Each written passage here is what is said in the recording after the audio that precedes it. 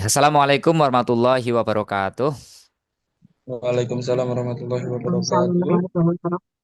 Baik, mahasiswa semua, kita mulai pertemuan kedua untuk mata kuliah digital marketing.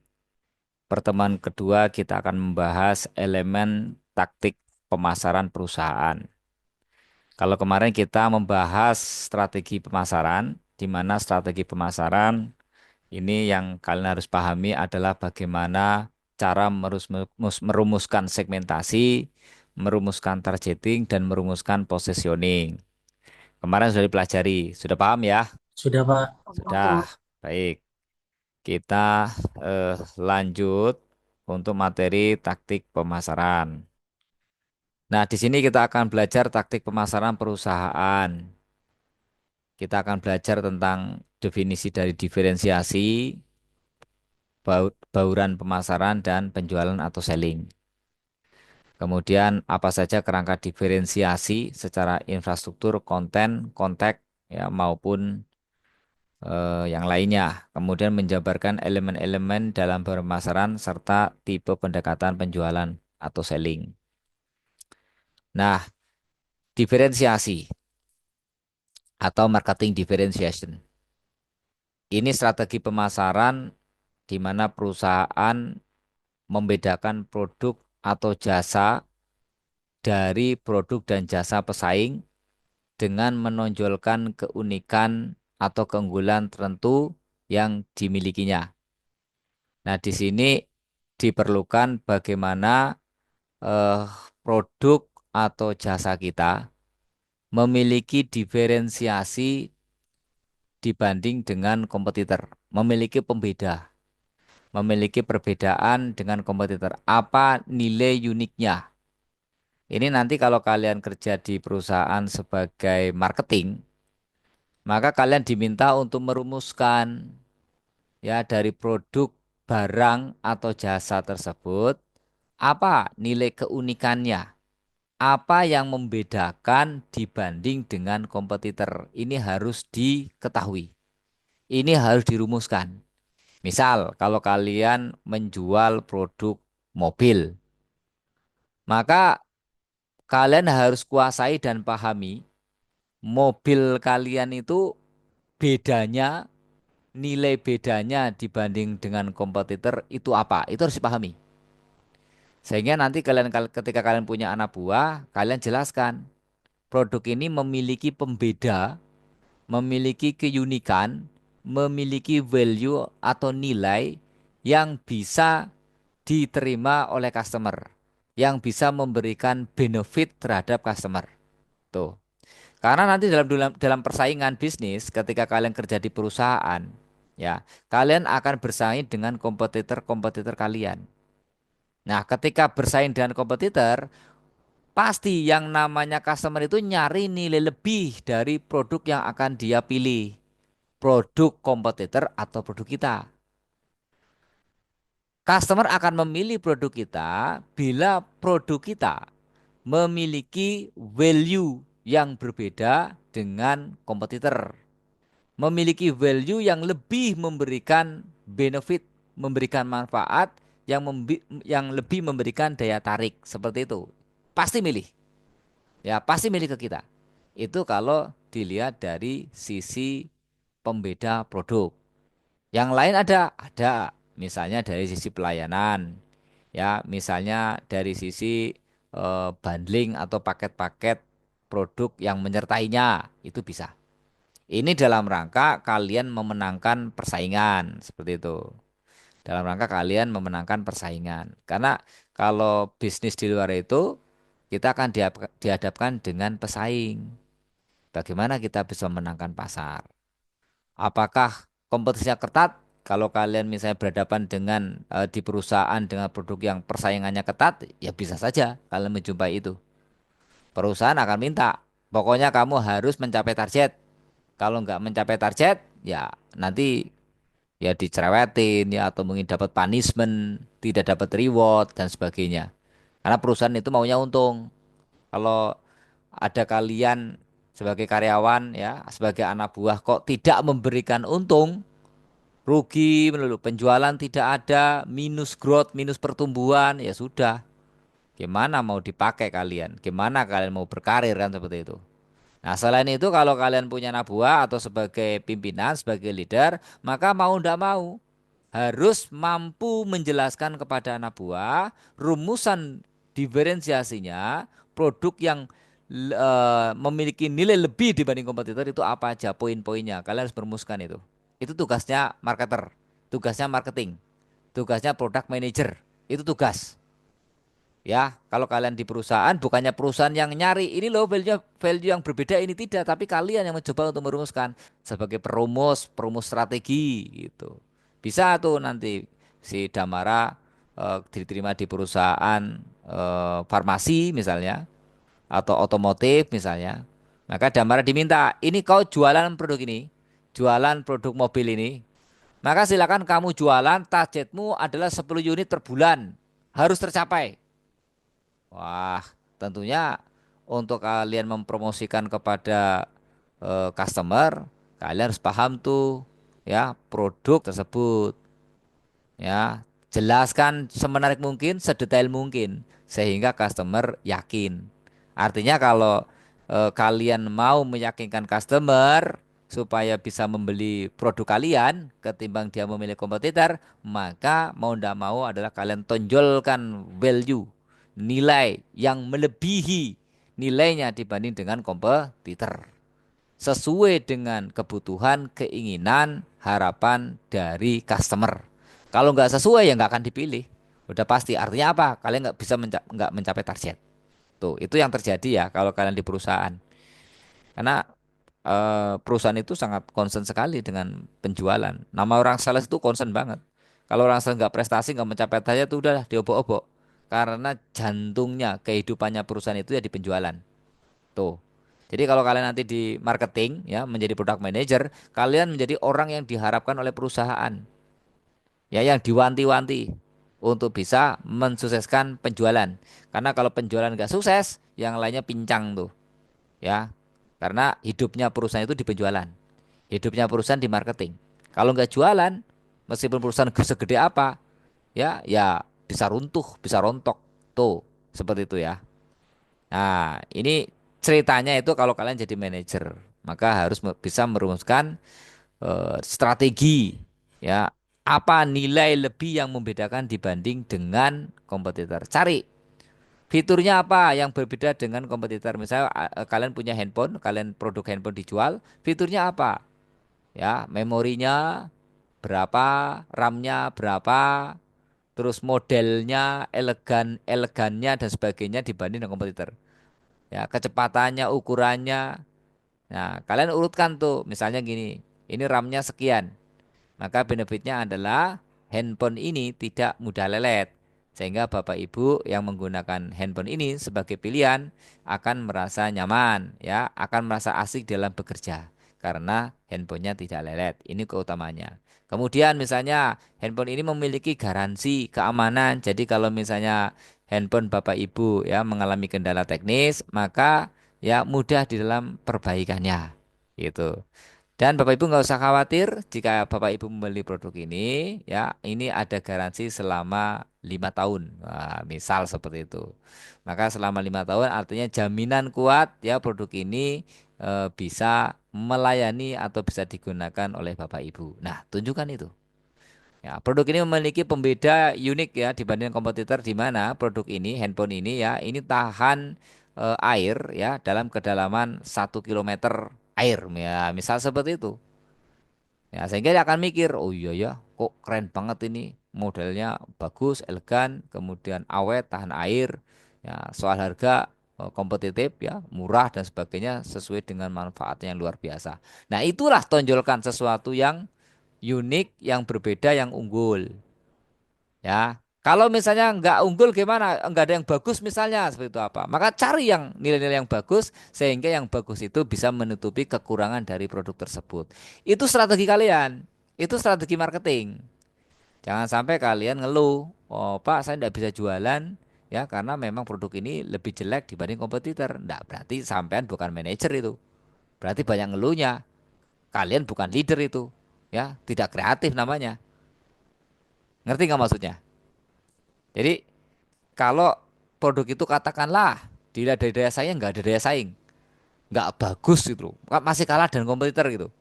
Maka kalian harus kreatif nih, membungkusnya produk ini bagaimana supaya produk ini ya nilai satu atau dua nilai terbaik itu bisa di blow up ya sehingga bisa menutupi kekurangannya. Jadi jangan jadi leader, jangan jadi manajer yang serba putus asa atau nyerah terhadap produk yang dia jualnya. Ngerti nggak maksud saya? Ngerti ya? Halo? Berarti Nah, ngerti ya? ya, Jadi berarti jangan ngeluh. Betul ya, jangan ngeluh ya. Biasanya anak zaman sekarang, generasi Z ya terutama, itu ngeluh ketika dia jualan dengan kompetitor terus lebih produknya tidak lebih baik daripada kompetitor. Dia ngeluh. Wah, produk saya jelek, Pak. Benar itu, di perusahaan kadang gitu. Kurang bagus, Pak, sehingga customer nggak mau beli, belinya di produk kompetitor. Nah, cara berpikirnya itu nggak seperti itu. Cara berpikirnya adalah bagaimana saya mencari nilai unik dari produk ini, ya yang yang banyak kekurangan dan kompetitor, tapi cari satu atau dua yang unik. Kalau secara produk enggak ada yang unik yang nggak bisa ditonjolkan, ya berarti dengan cara lain. Strateginya apa? Relationship mungkin. Hubungan baik mungkin dengan customer. Meskipun kita punya hubungan baik dengan customer, kemudian customer ada pilihan produk lain yang lebih bagus dari produk kita, karena memiliki hubungan baik, maka dia membeli produk kita. Bisa terjadi seperti itu. Itulah persaingan di luar seperti itu. Ya, persaingan di luar seperti itu. Nah, atau cara yang lain ya, misalnya bermain dengan apa hadiah atau gimmick gitu. Meskipun beli produkmu tidak terlalu baik produknya, sifatnya dibanding dengan produk kompetitor, kalau kalian intent konsisten ya memberikan gimmick, apresiasi dan sebagainya, bisa saja customer memilih produk kalian. Meskipun produk kalian tidak lebih baik daripada produk kompetitor. Banyak caranya. Dan itu adalah cara-cara teknik-teknik yang harus dikuasai oleh seorang marketer, seorang salesperson. Harus kuasai seperti itu. Ya. Jadi eh, tapi akan lebih baik jika produk kita unggul dengan berbagai sisi unggul ya, dari produk kualitasnya, dari pelayanannya ya, dari apa jaminannya, dari packagingnya dan sebagainya lebih unggul, maka kita akan dengan mudah untuk menjual produk itu. Mungkin nggak perlu jualan ketika orang sudah mengenal produk kalian karena saking bagusnya sehingga dia terus ya melakukan pembelian ulang, bahkan berani merekomendasikan kepada temannya atau kepada koleganya sehingga koleganya membeli di produk kalian. Nah, itu paling asik tuh. Jadi ketika kita memuaskan orang, maka orang yang akan mempromosikan produk kalian gitu loh. Jadi mereka mencari kita, bukan kita yang mencari customer ya. Seperti itu. Hebat itu kalau seperti itu. Tapi kadang kondisi perusahaan kan ya ya ada kalanya ya produk perusahaan kita itu tidak lebih baik daripada customer. Kalau kita fungsi sebagai marketing ya bagaimana kita punya daya tarik sehingga produk-produk kita bisa mengikat mereka. Konsepnya seperti itu. Kalau menjadi seorang salesperson atau sebagai marketer di suatu perusahaan. Ya, jadi nggak ada istilah cengeng-cengeng ya. Kalian ngeluh itu sering itu kalau generasi Z itu ngeluh. Sering banget itu. Cari alasan ya supaya bosnya itu mengerti, memahami kalau tidak mencapai target nggak bisa seperti itu. Paham sampai sini ya, Aulia, Bayu? paham Pak. Nah, kalian udah kerja biasanya tahu kondisi-kondisi seperti itu, apalagi kalau orang lapangan. Jadi boleh nanti ketika kalian ada pertanyaan atau mau diskusi, kalian punya apa namanya saran dan sebagainya, silakan, tidak apa-apa. Ya, bebas-bebas saja dalam forum kuliah ini kalian menyampaikan apa yang perlu kalian sampaikan supaya lebih paham. Oke, itu diferensiasi ya pembeda. Nanti kalau misalnya ada tugas, coba produk kamu itu apa pembeda dibanding yang lain. Silakan disiapkan. Demikian perusahaan dapat menciptakan nilai tambah bagi pelanggan dan membedakan dari diri pesaing. Ya, tujuannya apa? Diferensiasi dari produk kita itu memiliki nilai tambah, added value, nilai tambah yang membuat orang itu menjadi semakin tertarik dengan produk kita. Tuh, jadi tujuannya kita menggali diferensiasi dari produk kita, nilai keunikan dari produk kita, agar produk kita memiliki nilai tambah. Ya, nilai tambah itu artinya lebih atau memiliki kelebihan dari nilai yang memangnya harus ada secara primer, secara pokok, gitu loh. Jadi nilai tambah ini memberikan daya tarik ya yang sungguh yang signifikan kepada customer seperti itu. Dengan diferensi pemasaran yang tepat, perusahaan dapat membedakan diri dari pesaing dan memberikan nilai tambah bagi pelanggan yang dapat membantu meningkatkan loyalitas pelanggan, penjualan, dan keuntungan perusahaan. Dengan diferensi tersebut, maka perusahaan dapat membedakan diri atau kita akan mudah menanamkan di benak konsumen. Ya, produk kita menjadi top of mind, selalu diingat ketika produk kita memiliki keunikan yang membedakan dibanding dengan kompetitor lain, gitu loh. Ya, sesuatu yang unik. Kalian nih misalnya ya personal sebagai seorang personal memiliki pembeda dibanding dengan teman-teman kantor kalian. Pasti kalian akan ditarik tuh. Kalian akan menarik gitu. Ya, bos kalian akan suka sama kalian, bos kalian akan memanjakan kalian, bos kalian akan sayang sama kalian. Misal, ya, Damara dibanding dengan teman-teman Damara yang ada di kantor. Damara itu punya nilai lebih. Orangnya smart, orangnya rajin, orangnya nurut, orangnya cerdas, orangnya brilian, ya, memberikan solusi kepada tim sering, kemudian teamworknya juga bagus, gitu kan, perhatiannya juga bagus, kerjasamanya bagus, sudah pasti. Hal itu akan selalu diingat oleh atasan kalian dan pada akhirnya ketika mereka membutuhkan posisi tertentu, maka Damara yang dipilih dibanding dengan rekan-rekan dari Damara yang lain. Itu pentingnya ketika kita menjaga reputasi. Termasuk produk juga gitu, jaga reputasi produk. Kalau sudah bagus ya jaga. Jangan sampai ya ada persepsi yang negatif dari produk yang kita jual atau kita tawarkan. Begitu ya Neng ya? Paham nggak? Paham, Pak. Eh, Pak. lanjut. Ya, perusahaan bisa membedakan ya produk eh, dari pesaing dengan menawarkan fitur atau keunggulan yang dimiliki. Fitur itu misal gini, misal ya, handphone. Handphonenya memiliki RAM 8. Nah, berarti benefitnya apa? Tidak lemot, tidak lelet, ya, bisa kerja dengan cepat, ya, responnya juga cepat dan sebagainya. Itu. Kemudian apalagi ya handphonenya garansi 5 tahun. Wah, benefitnya apa? Customer bisa dengan tenang, dengan nyaman ya membeli produk tersebut tanpa kekhawatiran rusak. Kan seperti itu. Kalau rusak, maka digaransi 5 tahun seperti itu. Bisa dapat gratis perbaikan ya atau mungkin ya fiturnya adalah garansi penggantian produk jika selama 2 minggu pembelian ada kerusakan, maka diganti dengan produk yang baru. Nah, itu juga merupakan bagian dengan fitur yang memberikan benefit apa? Kenyamanan, keamanan, ketenangan kan itu. Jadi korelasinya fitur itu benefitnya apa? Ya, paham ya. Jadi kalau kalian jualan produk nih, kalian harus sebagai orang manajer harus tahu ini fiturnya apa, terus manfaat dari fitur itu apa buat si customer ini, gitu loh. Kalian beli kendaraan mobil misalnya, fiturnya apa? Oh, cc-nya 1.500, misal seperti itu. Benefitnya apa? Lebih irit daripada 2.400 cc kan gitu. Ya, kemudian fiturnya lagi apa? Oh, suku cadangnya gampang dicari, sehingga benefitnya bisa memberikan kemudahan, ya, ketenangan, kenyamanan dari produk yang kalian jual terhadap customer. Customer akan merasa senang, merasa nyaman, itu seperti itu. Ya, jadi kalau kalian merumuskan promosi, ya siapkan fiturnya apa, kemudian benefit dari fitur itu apa buat mereka. Seperti itu kalau jualan. Kalau jadi manajer seperti itu. Tuntutannya seperti itu. Ya, tuntutannya seperti itu. Ya, misalnya ada launching produk tertentu, maka kalau kalian jadi manajer ya kalian harus paham tuh produk itu. Tidak mungkin ada produk kalian jual terus kalian tidak paham dengan produk itu. Namanya yo nggak bener ya. Bukan berarti bukan manajer, bukan leader, bukan karyawan perusahaan itu. Harus cari tahu. Harus cari tahu. Ya, ya itulah fungsinya kalian S1 sarjana.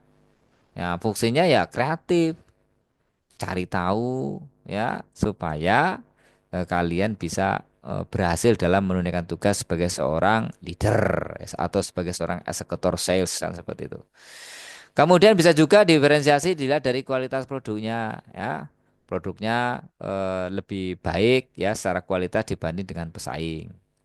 Gitu. Kemudian misalnya perusahaan makanan di sini ya contohnya dapat menggunakan bahan-bahan yang berkualitas tinggi, yang higienis ya dalam proses produksi pun cermat ya, teliti, ukuran ya dan sebagainya, rasanya ya standar. Nah, seperti itu. Maka kualitas kalian yang terjamin ini ya ini bisa memberikan nilai lebih, misalnya kompetitor kualitasnya tidak terlalu baik dan seperti itu. Ini menjadi keunggulan. Kemudian harganya, oh harganya ternyata kompetitif juga. Meskipun harganya tinggi katakanlah, tetapi ya dari kualitasnya, pelayanannya dan sebagainya itu juga nilai tambah. Belum tentu perang harga itu akan memenangkan persaingan. Ingat ya, belum tentu perang harga akan memenangkan persaingan. Kemudian lokasi, kalau sekarang mungkin nggak terlalu ya, sekarang era digital ya mungkin aplikasi ya bisa seperti itu. Sekarang udah lokasi itu mungkin nggak terlalu zaman. Kecuali kalau properti mungkin ya, produk properti itu ya lokasi mungkin menjadi nilai tambah ya. Kalau nggak strategis ya orang nggak mau beli. Kemudian layanan pelanggan ya, pelayanan yang bagus ya, perusahaan ya membedakan produk dan jasa dari pesaing itu dengan menawarkan layanan yang lebih baik, responsif ya, dan sebagainya. Seperti itu. Misalnya kalau kalian ke rumah sakit itu, kalian lihat tuh pelayanannya, kalau pelayanannya misalnya susternya judes ya, pemarah, jutek dan sebagainya tentu enggak nyaman kan seperti itu.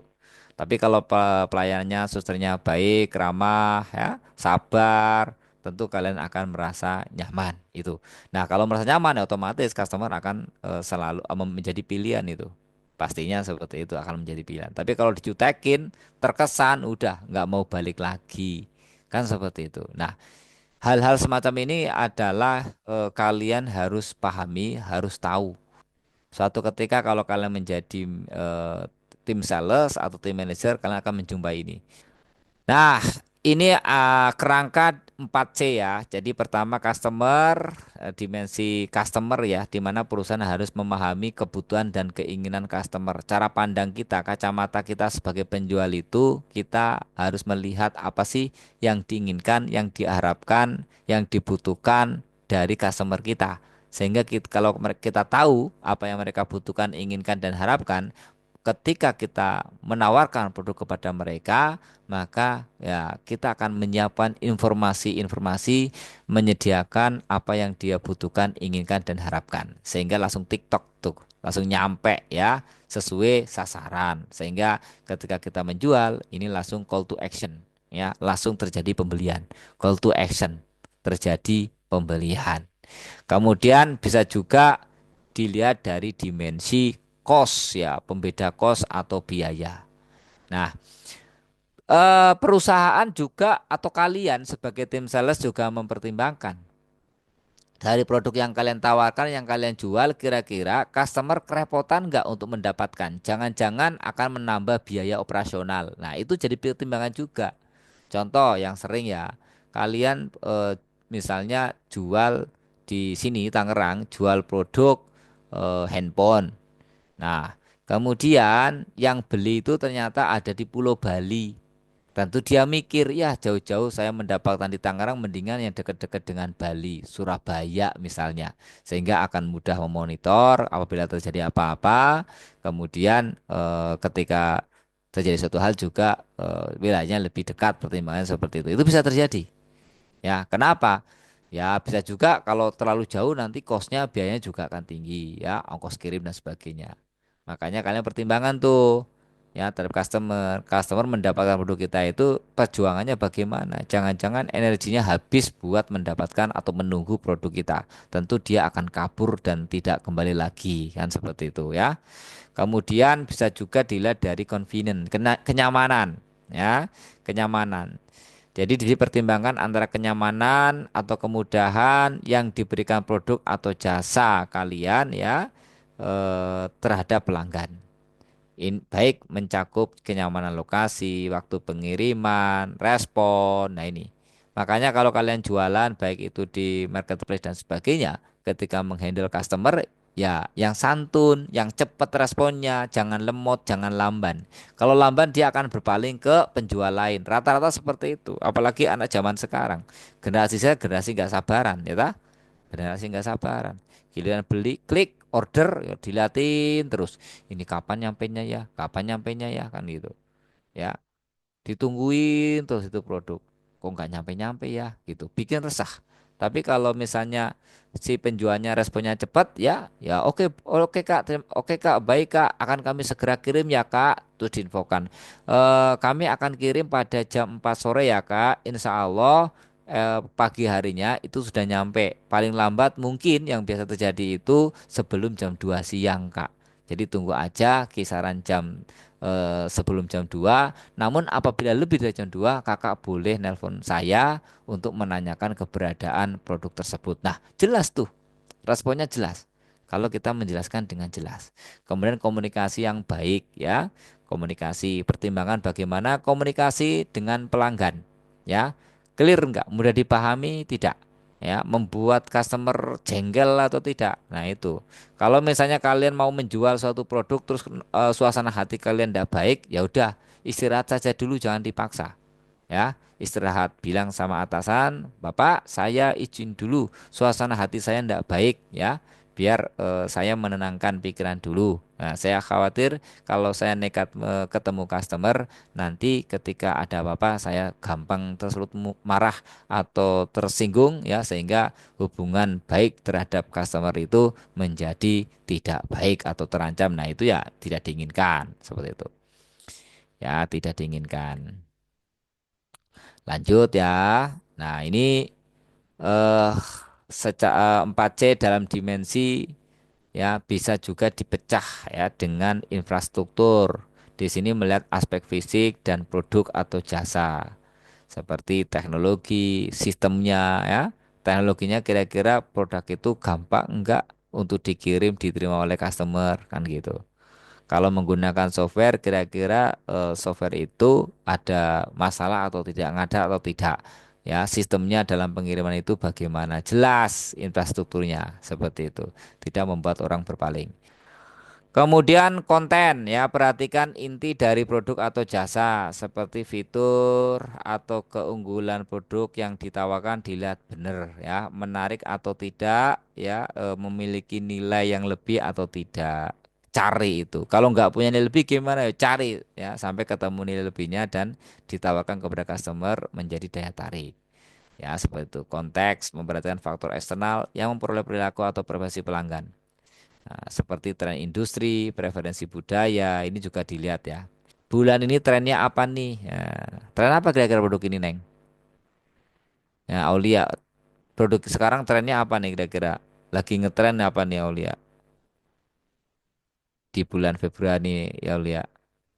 Lagi Paling trennya, kayaknya lebih lebih ke outfit sih Pak, karena kan kayak menjelang Ramadan gitu tuh, terus banyak anak muda yang kayak shoot kayak gitu Pak. iya sih, cerdas kamu. Langsung jawab berarti nggak banyak mikir.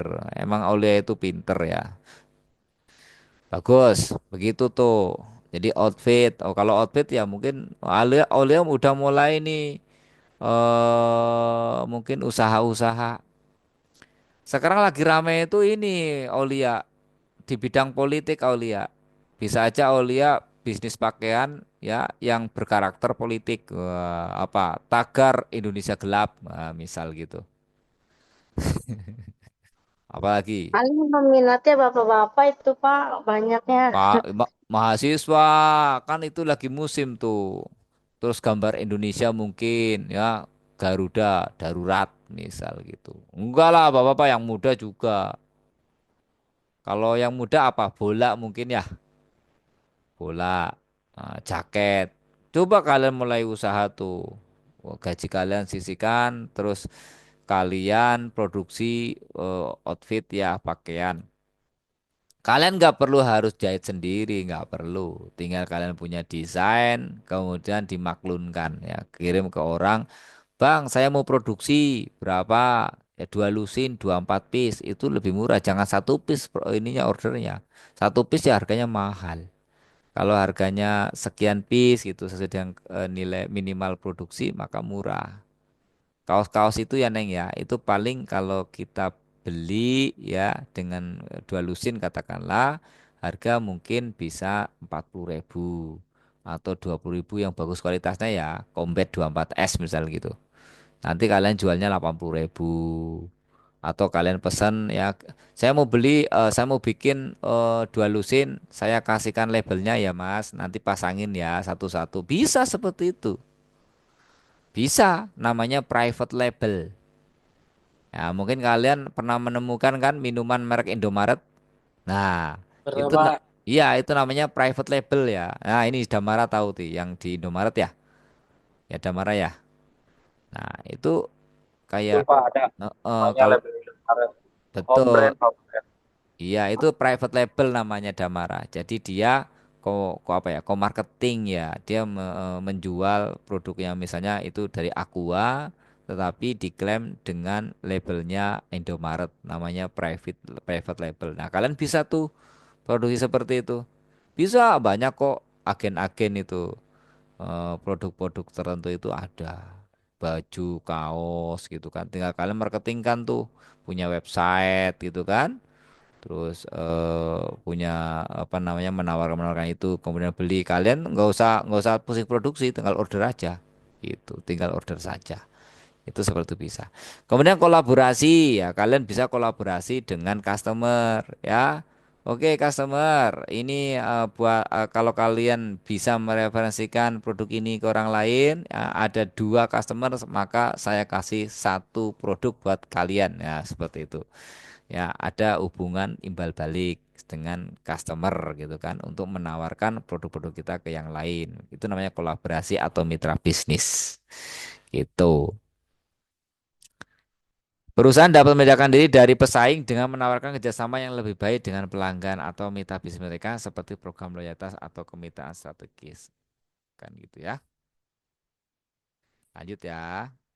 Nah, ini bauran pemasaran. Bauran pemasaran atau marketing mix. Ya, kalian pernah belajar ini enggak, Bayu? Pernah Pak. Bayu kebetulan dulu pernah jadi marketing Pak. Belajar ini? Belajar pernah. Oh, alhamdulillah. Terus si Damara pernah belajar ini nggak Damara? Belum Pak. Belum Bel Pak. belum. Wah, bagaimana? Aulia? Kepingin, kepingin. Aulia pernah belajar ini? Pernah, Pak. Iya, kalau nggak pernah tak cocok ntar Aulia ya. Karena dosennya saya Aulia ya. Belajar ini ya. Aulia di strategi pemasaran.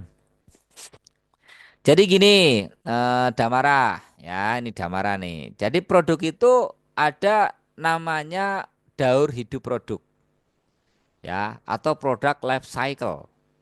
Daur hidup produk. Nah, artinya seperti kalau dianalogikan seperti manusia. Manusia lahir dari kecil, ya kan dari kecil nih, teng lahir, maka dia dikenalkan namanya siapa? Dia mulai belajar jalan ya toh. Belajar jalan, terus dia mulai itu belajar di SD, SMP ya, SMA, terus bertumbuh ini namanya pertumbuhan nih. Terus bertumbuh sampai gede, wow, sampai kuliah S1 jadi sarjana di sini mentok tuh tinggi badannya ya udah nggak bisa naik lagi ya, udah dewasa gitu kan nah suatu ketika dia lagi menarik-menariknya nih anaknya cuantik atau banyak yang naksir gitu ya banyak yang jatuh cinta itu kan ini maternity kemudian dia menikah ya dia kerja menikah dan sebagainya lama-lama dia udah semakin tua tuh tenaganya udah mulai rapuh udah mulai renta ya banyak udah mulai orang udah nggak suka gitu loh udah nggak jatuh cinta sama dia gitu kan udah tua udah renta terus akhirnya apa dia turun ya sampai dia tua renta tidak produktif ya akhirnya dia meninggal dunia seperti ini produk gambarnya seperti manusia nah pada saat dia masih bayi ya dia belum bisa menghasilkan. Nah, pada saat dia udah mulai bertumbuh dewasa, maka dia mulai menghasilkan tuh ya, membantu orang tuanya. Sampai di puncak ini akhirnya dia apa? Ya udah maksimal dia bisa membantu orang tuanya, bisa memberi uang kepada orang tuanya dan sebagainya dan dia ketika dia sudah mulai pensiun, sudah mulai tua, maka pendapatannya menurun ya dan mungkin saja ya ketika pensiun dia sudah tidak ada modal atau pembiayaan yang bisa menopang ya anak-anaknya atau orang tuanya seperti itu. Ini produk life cycle. Artinya apa? Kalian ketika menjual produk baru, produk yang baru keluar nih dari perusahaan, kemudian dijual, misalnya mobil baru, mobil apa? Wuling katakanlah ya, Wuling termasuk mobil baru, mobil listrik Wuling misal seperti itu. Nah, dia pertama kali muncul ya muncul, dong gitu kan, dia belum mendapatkan keuntungan, ya, masih minus nih. Kalian jual, kemudian masyarakat udah mulai kenal, namanya introduction ya, mulai memperkenalkan. Kemudian masyarakat sudah mulai kenal produk kalian ya, pada tahu kemudian mulai yang mereka membeli. Wah, banyak yang di pasar itu banyak membeli. Tumbuh. Nah, itu namanya tumbuh. Di sini udah terjadi transaksi yang luar biasa sampai mature. Mature itu artinya dia udah jenuh. Ya sampai tinggi, udah banyak, udah mentok semua, udah beli semua. Hampir 90% itu market share-nya. Semua populasi membelinya gitu kan. Mature. Ini kayaknya udah nggak bangkit lagi gitu kan. Apalagi ketika ada kompetitor, wah kompetitor nyerang, akhirnya ngambil market share dari produk kita. Wah, kompetitor ngambil lama-lama apa? Ya penjualan kita menjadi turun, turun, turun, turun. Nah, udah itu inovasinya juga sudah kalah dengan produk baru yang lainnya, akhirnya turun dan tidak terselamatkan. Akhirnya produk itu hilang atau dalam arti nggak ada yang beli. Seperti itu. Itu siklus hidup produk ya. Jadi ada introduction, ada growth, ada maturity, ada decline ya. Dia saatnya tumbang. Sama kalau di dalam perusahaan swasta biasanya ya, seorang penjual itu dia paham mana dia eksis di perusahaan, kapan dia eksis di perusahaan, kapan dia harus mundur perusahaan. Begitu Bayu. Jadi ya Bayu ketika berkarir di perusahaan nih, ya kalau di tingkat atas itu kadang tahu dia kapan saya di perusahaan berkarir, terus kapan saya harus keluar dari perusahaan. Nah, ketika perusahaan itu sudah tidak kompetitif lagi, misalnya produknya sudah mulai linglung, udah mulai kalah dengan kompetitor karena memang sudah nggak modern, nggak trending, nggak zamani, teknologi dan sebagainya kalah dari harga juga kalah. Ya, akhirnya wah ini kalau misalnya saya tetap bertahan di sini nggak ada produk baru lagi saya bisa semakin jelek reputasi itu karena apa dianggap nggak bisa jualan seperti itu. Pernah ngalami begitu Bayu? Pernah Pak, pernah Pernah. Bayu. Nah, Nah, pertama ini Pak. ya punya pengalaman itu ya seperti itu ya. Nah, iya sama dengan saya juga begitu. Biasanya kalau direktur-direktur itu Bayu, ya dia tahu paling lama biasanya 10 tahun Bayu. 10 tahun dia harus keluar dari perusahaan pindah ke perusahaan lain gitu. Pindah ke suasana baru. Nah, kalau perusahaannya direkturnya pindah ke perusahaan baru, biasanya dia membawa anak buah. Anak buahnya di bedol desa bawah semua, ya, Iya Pak, sedivisinya. Iya, betul. betul begitu, ya. Oh, nah, ya begitu keadaannya. Mungkin si Aulia yang baru kerja atau sebagainya, suatu ketika kan menjumpai fenomena seperti itu. Nah, dalam kondisi dinamis seperti itu, apa yang membuat kita bertahan ya dan dianggap oleh orang lain ya ketika kita punya nilai, ketika kita punya value, ketika kita punya daya tawar. Tapi kalau kita tidak punya daya tawar ya sudah, perusahaan tidak akan mempertahankan kita. Mungkin ya dikeluarkan kan gitu.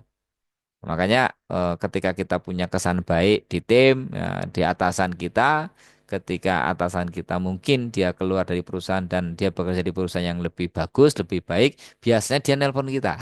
Biasanya dia percaya sama kita. Itu yang sering terjadi. Ya, saya juga begitu dulu. Karena itu bosnya itu sama saya senang dengan kinerja saya, ketika dia pindah perusahaan dia nelpon, ayo gabung yuk join di perusahaanku. Nah, gitu kan. Wah, dapat berapa di sana bos? Gitu kan. Ya, lumayan lah. Ini ada kenaikan. Kalau mau nanti kita interview dulu. Gitu. Oke, kalau gitu interview. Nah, gitu kan. Di sana udah digembleng dengan budaya baru, gitu kan. Dengan regulasi baru, tatanan baru. Tuh, biasanya orang sales begitu. Orang penjualan biasa begitu. Beda dengan orang SDM. Ya, orang sales itu begitu malah melintang. Biasanya gitu. Dia lebih dinamis ya ketimbang orang produksi, ketimbang orang riset gitu kan. Kalau orang sales itu wah di mana-mana. Ya, bahkan orang sales itu ya hampir dinamis lah. Ya, mobilisasinya luar biasa. Nah, ini bauran pemasaran ya. Bauran pemasaran itu kalian juga harus paham tuh. Kalau nggak paham ya memalukan itu loh. Masa orang marketing, orang bisnis digital nggak tahu bauran pemasaran? Nah, tahu tahu nggak si Bayu? Pernah tahu ya? Pernah Pak, Nah, pernah ini belajar juga Pak ya di Pres bagus. Di mana 4. belajarnya? Kalau Bayu di sini pegang toko juga Pak, toko frozen juga di sini kan kayak semisal kayak price harga ya Pak, harus menentukan Nah, harga yang baik. Terus kayak iya. tempat tempat memilih tempat yang signifikan Pak buat Itu diajari penjualan. sama siapa? Perusahaan. Ya sebelumnya Bayu juga di perusahaan juga Pak, sama Oh, mendirikan toko sendiri Pak. wah itu keren. Pengalamannya banyak itu. Kalau saya ngomong begini, orang yang sudah punya pengalaman itu enak ya. Gampang pahamnya ya. Beberapa masalah itu harus paham ya. Price. Jadi perusahaan itu melihat pada teknik pemasaran yang namanya bauran pemasaran. Price, harga, place, promotion ya. Produk kurang satu tuh produk ya. Harusnya produk. Produk, price, place, promotion. Ya, produknya ketinggalan. Tambah nggak apa-apa, tambahin aja. Produk ya ya produk ya. Produk itu memberikan kualitas, memberikan daya tarik, memberikan value nilai itu produk. Ya, nanti kalau dalam promosi kalian harus mulai mencari fitur dari produk itu apa yang tadi sudah saya jelaskan. Kemudian fitur dari produk tersebut benefitnya apa. Jadi kalau udah fitur ya berarti kelanjutannya adalah manfaat dari fitur itu apa. Terhadap siapa? Terhadap customer. Kalian rumuskan itu. Ya, kalian rumuskan. Kalian menjual mobil Lexus gitu. Fiturnya apa? Ya, dari apa namanya CC-nya, dari rodanya, ya, dari keamanannya, terus masing-masing benefitnya apa? Itu harus mulai di mapping, itu dimappingkan, itu dirumuskan. Sehingga ketika di situ tim sales menjual, kalian bisa informasikan dari place, price, promotion, produk dan sebagainya. Place tempat lokasi ya, promotion berarti promosi ya, bagaimana promosi kalian itu memberikan daya tarik seperti itu. Nah, bauran pemasaran ada lagi, tambah lagi ya, ada 7, yaitu people, process, dan physical evidence.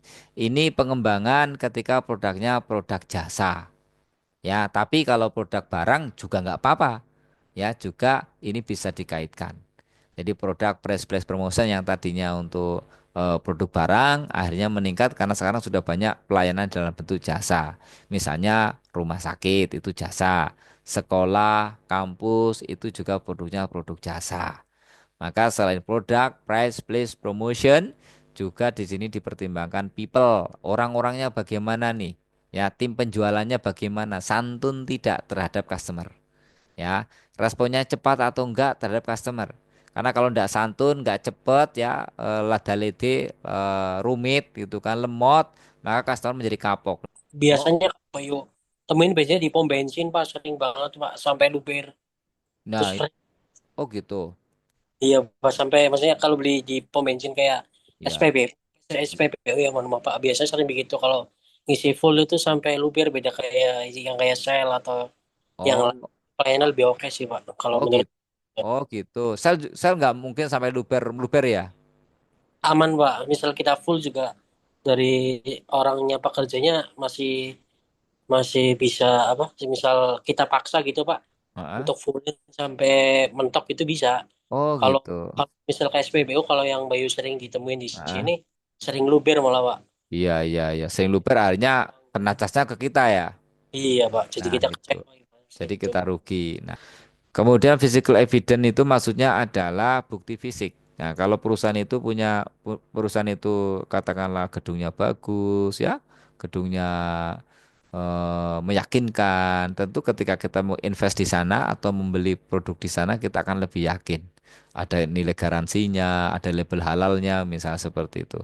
Ya, secara bukti fisiknya ada, bisa dijumpai, tentu merasa yakin. Kan gitu ya. Nah, ini pentingnya kita punya physical evidence. Lanjut, nah ini marketing marketing mix ya, yang terdiri dari 7P. Ya, nanti dari semua ini ya menjadi apa? Indikator tolak ukur ketika kita menjual produk. Pendekatan selling ya. Nah, ini teman-teman tahu nih ya, namanya bedanya marketing dengan selling. Nah, pendekatan technical ya, ada namanya technical approach. Pendekatan ini biasanya digunakan dalam penjualan produk atau jasa yang membutuhkan teknis yang tinggi, technical approach. Jadi kalau kita menjual ya, menjual suatu produk, ini ada technical approach, ada pendekatan technical, bagaimana cara menjual. Nah, ini biasanya kalau di perusahaan itu simulasinya dengan role play. Tahu nggak role play, Bayu? Pernah dengar Pak, cuman Bayu nggak paham betul Oke, Pak. Damara pernah nggak role play? Tahu nggak role play kalau di Tahu Pak. Wah, cara menjual ya, simulasinya ya. Iya. Nah, itu Kalau diajarin. di bahasa itunya kan role play. Kalau ini ya teknik dalam penjualan gitu ya Pak. Nah, ya, pinter. Nah, seperti itu. Jadi nanti dalam kerja itu ada namanya role play. Jadi bagaimana si karyawan atau salesperson ini mempersiapkan kemampuannya dalam menjual. Ya, ini disiapkan. Ini namanya pendekatan teknikal. Ya, bagaimana supaya ketika dia menjual itu menarik pelanggan. Nah, ini terdiri dari yang namanya opening. Ya, opening betul ya, Damara. Tahu nggak opening? Step-step itu. Hmm, Udah. pelayanan pertama. Pinter. Berarti udah tahu semua ya. Oke. Opening. Jadi pelayanan pertama saat membuka percakapan, bagaimana membuat si customer itu nyaman ya ketemu sama kita. Ya, selamat pagi. Halo, apa kabar? Ada yang bisa kami bantu? Kan seperti itu. Itu biasa di bank-bank kan gitu ya. Dengan santunya, dengan sopannya dia berdiri sambil tangan di depan dada. Itu sebagai tanda hormat. Assalamualaikum, selamat pagi. Dengan indah dari customer service. Ada yang bisa kami bantu? Nah, gitu. Iya, saya butuh ini. Baik, Bapak. Kami persilakan untuk duduk, Bapak. Nah, tunggu ya, Bapak ya. 1 menit saya akan informasikan lebih lanjut. Nah, tunggu Bapak di sini 1 menit saya informasikan lebih lanjut. Jadi profesional. Ya, tunggu Bapak. Tunggu ya, Bapak ya. Nah, ditunggu lama sampai 1 jam nggak kelar-kelar gitu kan. Tapi kalau infonya jelas, ya baik Bapak, silakan Bapak menunggu di sini. Kurang lebih 1 menit saya akan menyampaikan ya bagaimana Bapak bisa melakukan bla bla bla bla seperti itu. Jadi jelas itu namanya pelayanan yang excellent. Opening namanya, membuat nyaman. Ya Bapak mohon maaf hanya 1 sampai 2 menit saja. Nah, kenapa? Dia kelihatannya sibuk gitu. Tapi ketika kita ngomong 1 sampai 2 menit, wah, oh yaudah nggak apa-apa, 1 menit ya. Nah, silakan duduk. Baik, Bapak. Begini Bapak, ngomong-ngomong soal kendaraan gitu. Sekarang kan lagi banyak sekali kendaraan ya di pasaran dan sebagainya. Itu memang memiliki fitur-fitur yang luar biasa sekali Pak, zamannya modern dan sebagainya. Namun ada mobil dengan teknologi yang canggih, Bapak. Jadi ada mobil rendah emisi, ya, kemudian bahan bakarnya juga mudah didapat, mudah dijangkau. Kemudian mobil ini memiliki kehematan efisiensi yang sangat-sangat tinggi itu, Bapak. Bapak bisa menggunakan 1 bulan ya tanpa perlu mengisi bahan bakar, wah, misal seperti itu. Dengan jarak sekian ribu kilo, wah, udah tertarik banget tuh. Ya, gitu kan. Wah, mobil apa itu? Wah, ini Bapak.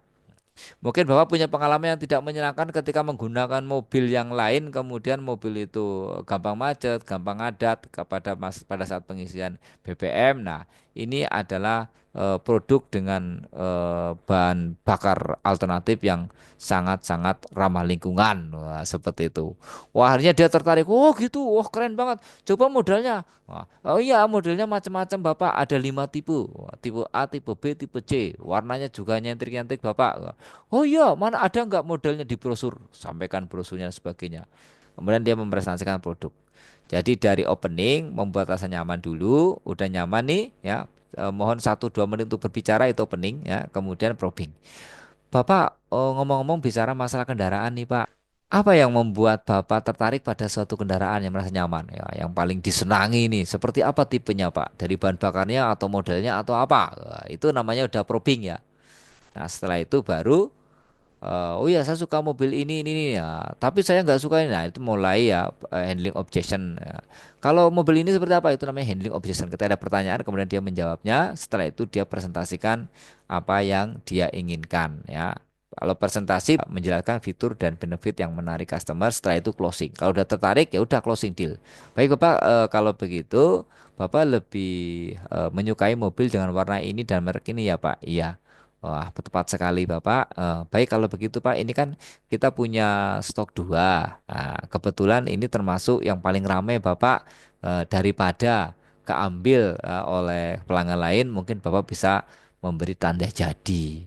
Tanda janjinya cukup mengisi formulir ini dan membayar eh, tanda jadi 5 juta rupiah gitu. Maka Bapak tinggal nunggu 1 minggu atau 2 minggu, nanti kendaraan akan kami kirim ke Bapak. Nah, seperti itu. Itu adalah cara-cara untuk mengikat customer supaya customer melakukan pembelian atau call to action. Paham sampai sini ya? Paham. Paham, Pak. Mantap. Kemudian pendekatan konsultatif. Nah, konsultatif itu gini, Mas. Jadi kalau kita menjual produk, kita itu sebagaimana konsultan, orang yang hadir untuk memberikan solusi kepada pelanggan. Kadang pelanggan bingung nih, ketika dia mau memilih laptop. Saya mau beli laptop tapi bingung ya, gitu kan. Yang namanya orang awam kadang kan nggak tahu. Tipe-tipenya nggak ngerti, maka kalian datang. Bapak, Ibu ada yang bisa kami bantu untuk laptop tipe apa yang Bapak Ibu inginkan gitu kan. Bapak Ibu pingin punya laptop yang elegan ya Bu ya, yang model terbaru, kemudian suku cadangnya juga mudah didapat, serta apa touchscreen dan awet ya dengan merek yang ternama. Nah ini Bu, ada produk yang terbaru.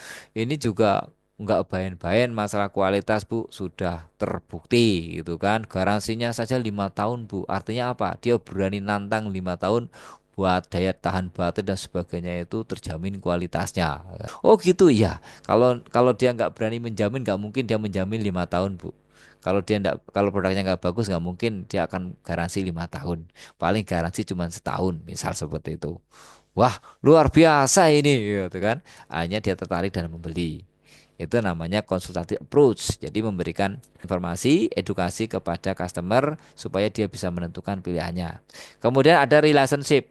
Nah, kadang orang itu mungkin nggak begitu cocok dengan produknya. Ketika relationnya baik dengan kita, maka dia akan memilih produk tersebut untuk dibelinya. Karena dia memiliki relasi atau hubungan yang baik terhadap penjualnya. Kadang seperti itu. Kadang ya. Saya juga pernah tuh menjual ke customer gitu. Sama produk saya sebenarnya nggak suka-suka amat dia, ya. Tetapi karena saya memberikan perhatian yang lebih kepada beliau, kemana-mana saya antar dan sebagainya, akhirnya sudah dia memutuskan untuk melakukan pembelian. Itu namanya relationship approach atau social approach ya. Tambah lagi social approach. Ini pendekatan interaksi sosial dengan pelanggan.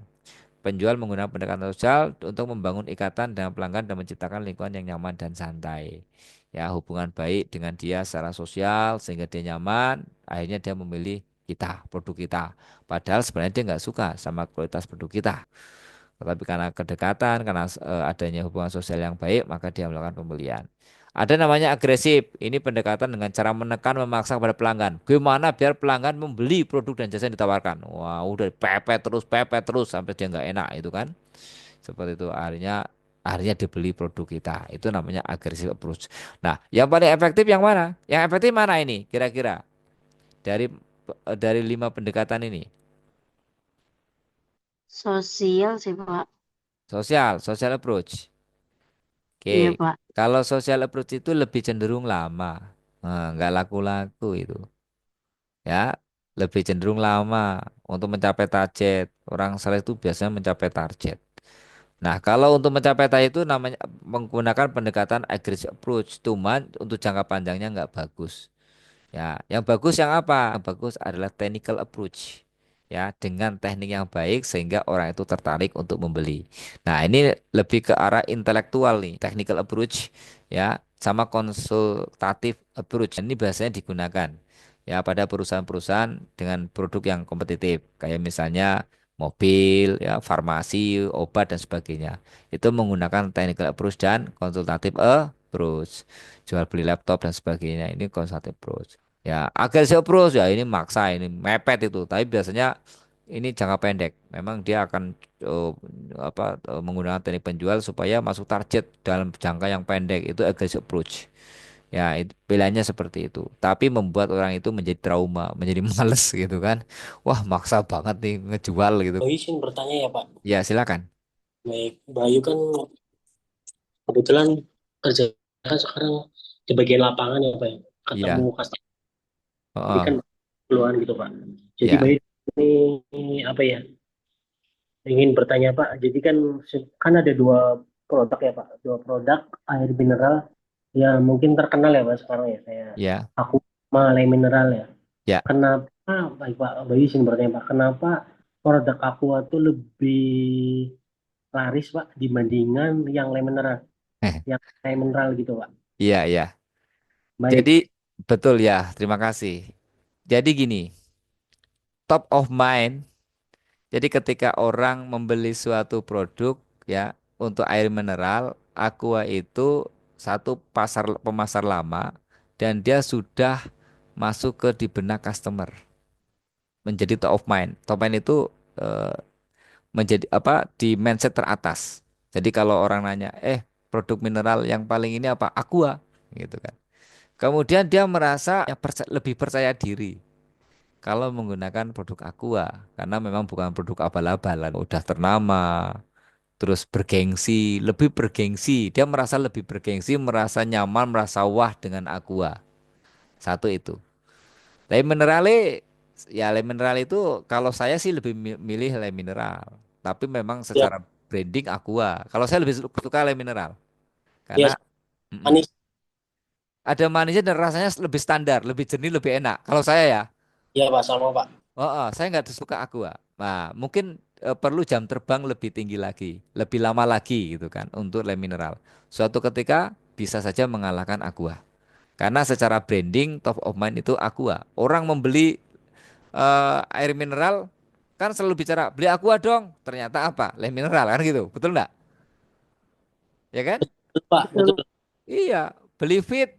Dan ngomongnya aqua, beli aquanya dong. Nah, aqua. Aqua merek fit. Nah, kan lucu kan itu.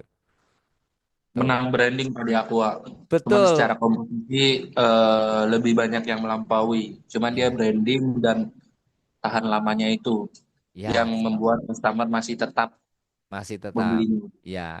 Ya, ya branding sebenarnya itu menang branding ya top of mind. Nah, ini merupakan strategi contoh ya, contoh strategi ketika kalian menjual suatu produk. Bagaimana supaya top of mind-nya itu produk yang kita jual. Jadi top of mind customer itu produk yang kita jual. Nah, itu hubungannya nanti dengan positioning ya, yang kemarin udah kita ajarkan. Apa sih yang menjadi positioning yang menjadi daya ingat, yang diingat dari produk yang kita tawarkan. Kalau positioningnya udah masuk, maka top of mind-nya adalah produk kita. Ya, akan tertanam di produk kita. Seperti itu. Ya, sama untuk membuat top of mind ya bisa dengan tagline gitu kan, macam air mineral ya, ini udah masuk ya.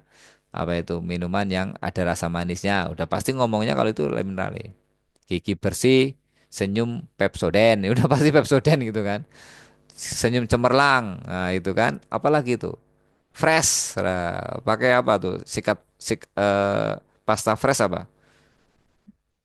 Close up ya dan sebagainya itu. Itu adalah cara teknik tadi mempositioning. Nah, itu kalian yang akan merumuskan itu. Kalau kalian jadi manajer produk manajer, kalian yang merumuskan. Tuh, bagaimana pendekatannya ke customer dan sebagainya. Itu strategi bisnis. Ya, itu nanti kerjaan kalian tuh kalau jadi manajer. Kalau jadi anak buah ya udah terima aja apa yang sudah dirumuskan oleh tim marketing kan gitu. Ya. Oke, bisa terima Bayu? Baik Pak, bisa Pak. Sip, mantap. Ya, makanya disiapkan kemampuan tuh, kemampuan Bayu udah punya banyak pengalaman, Damara udah banyak pengalaman ya. Sehingga nanti ketika kalian kerja di perusahaan, nanti kalau udah jadi sarjana, otomatis grade-nya beda Bayu. Kalau kamu belum sarjana itu ya grade-nya ini anak SMA ya sudah jadi operator aja kan gitu Bayu. Nanti kalau kau udah jadi Ya, Pak. sarjana, sarjana ya udah, wah ini Bayu udah jadi supervisor aja minimal gitu kan, atau jadi manajer kan gitu Bayu. Gitu. Oke, marketing dan selling ya ini sejeri pengertian aja tapi mahasiswa harus tahu nih. Marketing itu adalah pemenuhan kebutuhan dan keinginan pelanggan melalui pengembangan produk atau jasa yang relevan dan manfaat. serta pengembangan hubungan jangka panjang dan dengan pelanggan. Jadi marketing itu bagaimana mengembangkan produk dan jasa, kemudian hubungan dengan customer itu dalam jangka panjang, nggak cuma sehari dua hari, nggak cuma satu transaksi dua transaksi, tapi jangka panjang membangun hubungan baik itu marketing. Nah, bedanya dengan selling atau sales itu lebih fokus kepada penjualan. Bagaimana dia mampu menjual produk dan jasa, produk atau jasa kepada pelanggan. Jadi selling itu fokusnya ke penjualan, marketing itu fokusnya ke hubungan baik, menjaga hubungan baik dengan customer sehingga customer itu akan terus membeli produk kita. Bahkan mereferensikan produk kita. Wah, beli di sini aja. Itu apa pelayanannya baik kok, produknya bagus dan sebagainya. Itu marketing. Jadi bagaimana menjamin customer itu akan membeli produk kita dalam secara berkepanjangan, secara kontinu. Kemudian pendekatan marketing ya, dia menggunakan pendekatan yang holistik yang lebih luas. Baik aspek pengembangan produk, harga, distribusi dan promosi. Jadi termasuk ngurusin proses harga, distribusi, apa namanya penyimpanan produknya ya. eh, itu marketing. Jadi proses-proses sampai sampai logistik ya, sampai gudang dan sebagainya, sampai produksinya itu marketing. Ya, sedangkan selling ini pendekatannya lebih spesifik ya, yaitu bagaimana menjual dan mempromosikan. Kalau marketing merumuskan promosi, kalau seorang sales itu menjual dan mempromosikan. Ya fokusnya apa? Mencapai target penjualan itu aja. Kalau marketing lebih banyak ke prosesnya. Jadi biasanya bedanya gini ya. Orang kalau menilai penjual atau sales itu pasti menilai kinerja dia sudah jualan berapa box, berapa unit, mencapai target atau enggak. Jadi yang diisi kepala adalah mencapai target penjualan atau enggak. Tapi kalau marketing yang dilihat adalah dia dalam proses memasarkannya bagaimana. Apakah dia aktif melakukan event-event FGD, Focus Group Discussion, presentasi ya, hubungan dengan distribusi produk ya, menjaga bahwa produk itu mencapai tepat waktu, tepat kepada customer dan sebagainya. Itu marketing. Nah, kalian nanti bisa menjadi manajer sales manager, bisa juga menjadi marketing manager. Beda-beda itu. Kalau perusahaan besar itu dibedakan biasanya, Mas Bayu sama Damara. Biasanya dibedakan. Oh ini divisi marketing, ini divisi sales. Tapi kalau perusahaan kecil biasanya sales and marketing gitu. Ya lebih efektif dipisahin, tapi biayanya juga tinggi. Harus gaji tim sales, harus gaji tim marketing kan gitu. Ya, nanti ada manajer salesnya gaji lagi. Ya, biasanya perusahaan besar gitu. Kalau perusahaan kecil itu ya udah digabung aja, sales and marketing gitu. Kemudian marketing ya, kalau dari waktu dia fokus pada kesadaran merek, membangun brand awareness, membangun citra, brand image kayak tadi tuh top of mind ya, positioning itu marketing. Kalau selling berfokus pada penjualan saja. Bagaimana menjual dalam waktu singkat, bagaimana menjual mencapai target itu aja. Pokoknya menjual sebanyak-banyak menjual, sebanyak-banyak menjual, sebanyak-banyak mencapai target. Itu orang sales. Kalau marketing prosesnya bagaimana, promosinya bagaimana, ya relationship-nya bagaimana supaya mencapai jangka panjang. Kemudian marketing membangun hubungan jangka panjang dengan pelanggan dan menciptakan nilai bagi pelanggan. Kemudian sama ya saya juga penjualan. Setelah diproses, ini pengembangan strategi, taktik yang ngembangin itu ya orang marketing. Segmentasi, targeting, positioning yang merumuskan orang marketing. Marketing mix yang merumuskan juga orang marketing. Kalau sales ya hanya melakukan penjualan secara langsung kepada pelanggan itu. Itu bedanya begitu. Jadi harus tahu ya bedanya marketing sama selling. Kalau enggak ya kebangetan ya. Marketing dan selling ya. Dalam bisnis marketing dan selling memiliki peran yang sama-sama penting, nggak bisa dibedakan. Marketing tanpa selling ya, tanpa sales ya nggak akan jalan juga. Sales tanpa marketing ya tidak tahu strategi kan itu. Jadi kalau tahu strategi dari mana yang merumuskan adalah marketing. Bagaimana cara menjual, pesan-pesan yang akan disampaikan itu yang merumuskan adalah marketing. Sedangkan sales itu adalah eksekutor di dalam menjalankan strategi marketing gitu ya. Paham ya? Marketing membantu perusahaan mengembangkan produk atau jasa yang bermanfaat bagi pelanggan, sementara selling hanya membantu perusahaan memasarkan menjual produk, fokus menjual produk. Keduanya harus dilakukan secara baik agar perusahaan dapat berhasil di pasar. Jadi harus kolaborasi tuh antara tim marketing dengan tim sales. Harus kolaborasi di perusahaan ya. Itu. Tugasnya ini kelompok aja. Kalian merumuskan skenario penjualan untuk produk kalian. Pilih mau produknya Bayu ya, air minum boleh atau produknya Damara atau produknya Aulia juga boleh kalau di penjualan ya. Kalian membuat brosurnya. Misalnya si Bayu jualan apa itu? Air minum mineral. Maka silakan kalian membuat brosur ya, kemudian dibuat promat lah, promo material ya. Fitur dan benefitnya apa sehingga nanti kalian praktek untuk melakukan penjualan. Ya, jadi nanti kalian membuat role play ya, teknik role play. Pas besok kuliah minggu depan kalian lakukan role play. Jadi pas masuk kalian siapkan brosurnya. Berarti nanti kan online berarti ya di layar monitor gitu kan.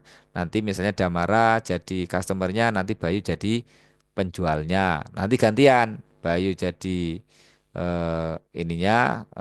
customernya, Damara jadi penjualnya. Silakan diskenariokan. Nah, skenario ini juga kalian bisa dapatkan buka bagaimana cara role play.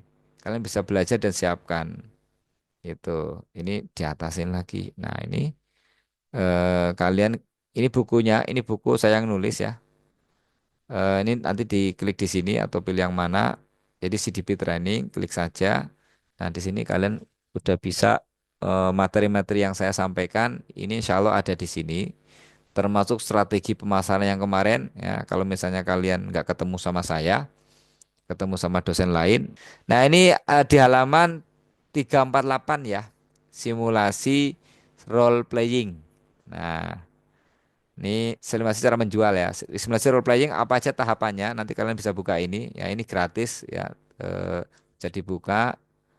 Nah ini ya satu simulasi role playing apa aja?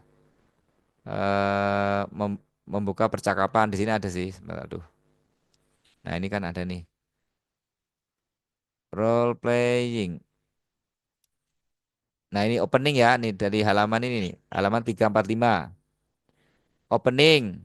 Kemudian ada penjelasannya opening itu apa. Kemudian probing ya, product handling objection, presentation, kemudian closing. Kemudian contohnya bagaimana mereka melakukan simulasi di halaman selanjutnya ya. Nah, ini nanti kalian belajar role playing simulasinya. Simulasi role playing seperti apa di sini kalian bisa belajar baca-baca dulu. Nah, ini contohnya nih. Ya, selamat siang Pak Budi. Saya sedang mencari rumah untuk keluarga saya. Saya butuh tempat yang nyaman dan aksesnya mudah di kantor serta sekolah anak saya. Ini hanya skenario, tapi nanti dalam ketika kalian ketemu customer ya lihat situasi dan kondisi, nggak sama ya. Jangan, wah Pak, saya skenario nggak begitu. Wah, jangan nanya itu Pak. Ya nggak boleh begitu. Itu kan untuk proses pembelajaran. Udah saya kirim materinya. Terima kasih. Silakan kalian untuk istirahat ya. Eh, dari saya, wassalamualaikum warahmatullahi wabarakatuh. Waalaikumsalam warahmatullahi wabarakatuh. Terima kasih, Pak. Terima kasih sama-sama. Yuk, Waalaikumsalam silakan warahmatullahi wabarakatuh. closing. Terima kasih, Pak.